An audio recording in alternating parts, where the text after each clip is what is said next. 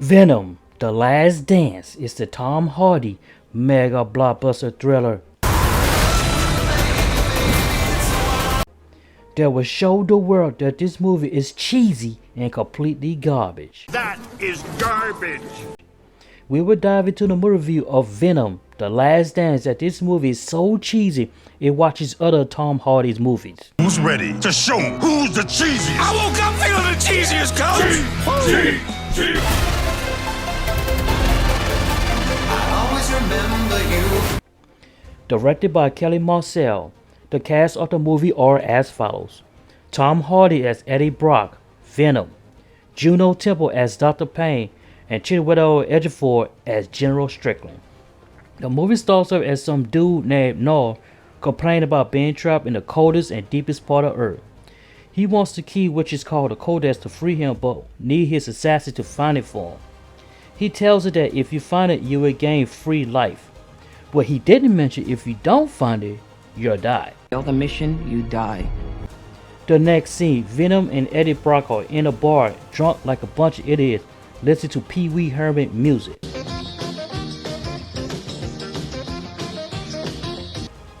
Something weird happened and they sucked into the portal like they're in a Doctor Strange multiverse movie. Which through the multiverse. While that pointless scene is over, they go out and hear some noises and end up freeing some dolls while having dinner with these guys. We're gonna need to work on that. While all of that is happening, these creatures who are called the xenophages going around looking for the key. One thing you need to know is about them: if they catch you, most likely you will be chopped up like you in a wood chopper. This lady is a scientist who wants to study symbolites because she is living in her brother's shadow. She is doing experiments to find out what's going on about the symbolites. The symbiotes didn't come here by accident. They were running. From what? This guy, General Strickland, a hard, nonsense guy who is not comfortable being around him. They had this guy trapped in a room and he was warning about a new threat coming to take over the earth. Everything will end. Looking for this thing called a codex. Out of all the symbolites that was captured in the lab, only one of them has the codex, and I'm pretty sure who it is. Venom. It goes like this: as long as the symbolite is within the host, it can survive. However, if you separate the host from the symbolite, the codex will be terminated. Where is the codex, Cal? The only problem is that those xenophages can easily find it when Venom is going all out full Venom mode. Due to Eddie Brock's history, he is wanted in the state of California and needs to move somewhere else so it's not be found. But it's found anyway like an idiot by xenophages when traveling.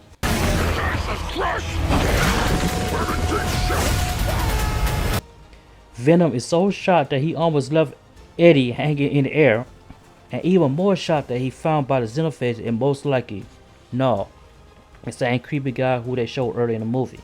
What's his name then? No! So now they are in the middle of nowhere, borrowing a horse, and then was found by General Strickland army, who wanted to capture them for his personal reason. Let's go get him.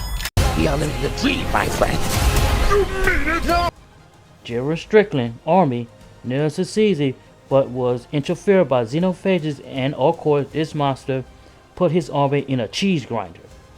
Brock and Venom got away from the general easily, but however, General Strickland, knowing that he saw this new threat and now he has a major problem, while Eddie and Venom are going around slapping people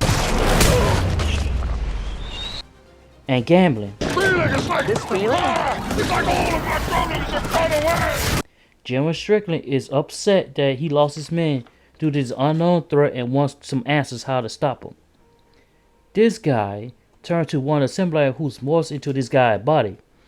He was once reported dead, but a meteor full of symbiotes landed on Earth, and escapes resulted in symbiotes were captured by General Strickland and tested in the lab.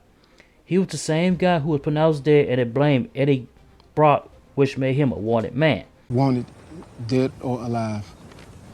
When they find out how to end this threat from happening, General Strickland, being an idiot like he is, decides to take things matter into his own hands by taking command of the protocol.